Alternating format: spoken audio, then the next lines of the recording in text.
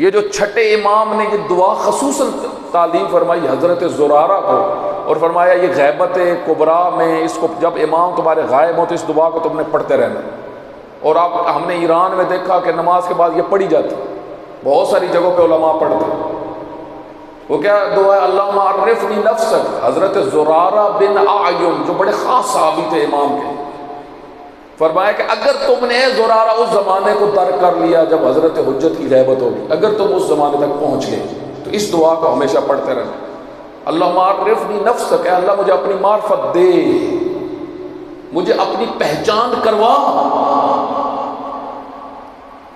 لازمی بات ہے کب ہوگی یہ پہچان؟ جب میں ارادہ کروں گا، جب میں نیت بناؤں گا، جب میں اس کو جاننے کی کوشش کروں گا پہچاننے کا۔ اللہم عرفنی نفسک وَإِن لَمْ تُعَرِّفْنِی نَفْسَکَ، اگر مجھے تیری معرفت نہ ہوئی، لم اعرف رسولک، تو میں رسول اللہ کو بھی نہیں، ان کی معرفت بھی نہیں حاصل کر سکتا، پھر صرف مجھے نام پتہ ہوگا۔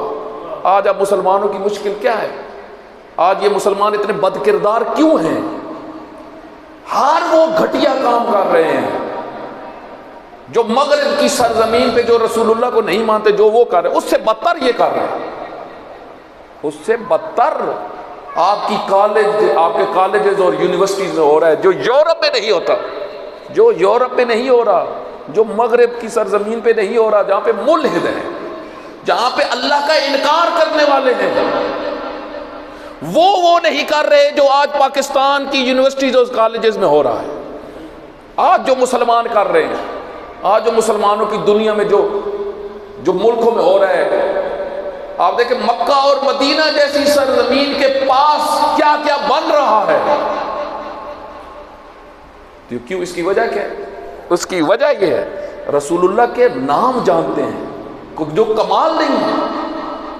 نام جاننا تو کمال ہی نہیں ہے، والد کا نام پتہ ہونا تو یہ تو کمال ہی نہیں ہے، رشتہ داروں کا پتہ ہونا یہ تو کمال ہی نہیں ہے، بچوں کا پتہ ہونا یہ تو کمال ہی نہیں ہے۔ یہ کمال ہے؟ معلومات تو کمال نہیں ہے، کمال یہ ہے کہ معرفت رسالت رسول اللہ۔ رسول اللہ کا مشن کیا ہے؟ رسول اللہ کس مقصد کے لیے ہے؟ رسول اللہ نے اپنی تبلیغ کہاں سے شروع کی؟ دین کی بنیادیں کیا تھی؟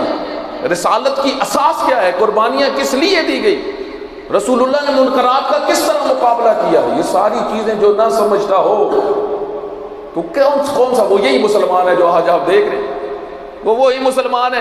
اس وجہ سے استاد مصباح یزدی نے ایک بڑی عجیب تعبیر اپنی کتاب میں، استاد مصباح یزدی فرماتے ہیں کہ آپ اگر ہرملہ کے اوپر تھوڑا سا سوچیں، خولی پہ تھوڑا سا سوچیں تو آپ اس نتیجے پہ پہنچیں گے، تھوڑا سا تاریخ کو پڑھیں تو آپ اس نتیجے پہ پہنچیں گے کہ زمانے جاہلیت میں بھی ایسے لوگ نہیں تھے، زمانے جاہلیت میں بھی آپ کو خولی جیسے نہیں ملے، زمانے جاہلیت میں بھی آپ کو ہرملہ جیسے نہیں ملے۔ وہ فرماتے ہیں یہاں سے سمجھو کہ رسول اللہ کی نعزت کو کتنا نقصان پہنچایا گیا، رسول اللہ کے نام پہ کیسے لوگ مسلط ہوئے اور کیسے لوگوں کو پھر آگے پروموٹ کیا گیا اور وجود میں لایا گیا، اور رعیت کی کیا حالت ہوئی، رعیت میں سے خولی نکلے، ہرملہ نکلے، جن کے نسب مشکوک، جن کے کردار مشکوک، ایک ایسے ماحول میں۔ تو یہ ساری کیا ہوگی؟ اس کی وجہ کیا ہے؟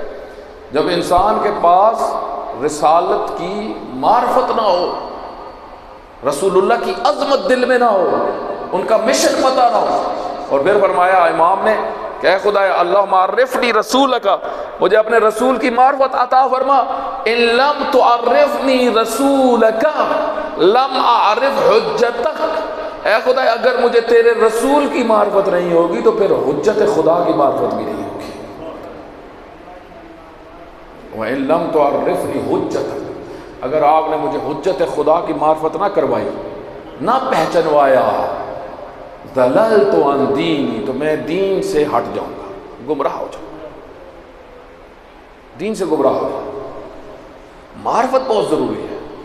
توحید کی معرفت آپ دیکھیں ائمہ نے کتنا اہتمام کیا توحید کی معرفت کے، تاکہ معرفت پیدا ہو، ایک باکردار بنے، یہ شخصیات بنے۔ حضرت ابو ذر کیوں بنے؟ معرفت۔ حضرت سلیمان کیوں بنے سلیمان؟ معرفت۔ حضرت عمار یاسر کیوں عمار یاسر بنے؟ معرفت۔ حضرت حذیفہ یمانی آپ دیکھیں پیغمبر اکرامی کے خلاف منافقین ماحول بنا رہے ہوتے تھے، رسول اللہ کی نظر حذیفہ پہ ہوتی تھی، حذیفہ یمانی جیسی شخصیات پہ ہوتی تھی. کیوں؟ یہ لوگ ہیں، یہ وہ لوگ ہیں جن کے اندر دین گیا ہے، حامل دین ہے، جن کے اندر دین اترا ہے.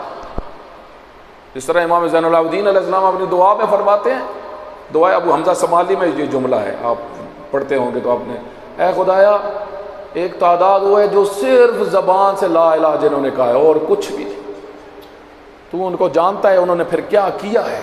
بنو امیہ کا وہاں پہ ذکر کیا خصوصا کہ جو صرف زبانی جنہوں نے کہا لا الہ الا اللہ محمد رسول، کچھ بھی